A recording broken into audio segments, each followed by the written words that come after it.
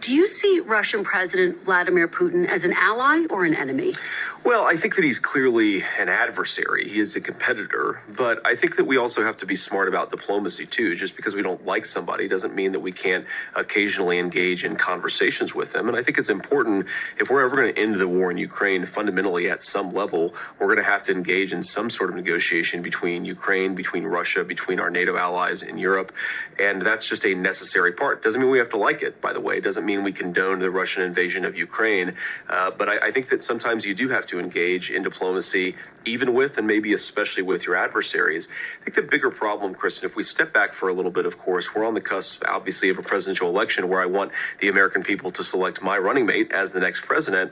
Whether it's the cost of groceries, whether it's the southern border, and importantly, whether it's the chaos all over the world, I think really the theme of this election is that Kamala Harris broke things in the world, in the country, and Donald Trump will fix it. And if we get back to his steady leadership, it's not just going to mean lower grocery prices at home. It's also going to mean a much more stable and peaceful world.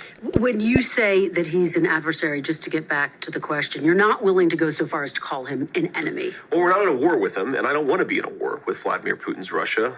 I think that we should try to pursue avenues of peace. I'd also call China certainly a competitor, but we're not in a war with China either. I do think, though, that China constitutes the biggest threat that we have for the United States of America, and I think that we have to be serious about it. But I think we have to be careful about the language that we use in international diplomacy. We can recognize, obviously, that we have adversarial interests with Russia. We can condemn Russia's invasion of Ukraine, and I have, and of course the president has, but we also need to engage in some smart diplomacy if we're ever going to get out of the mess that Kamala Harris has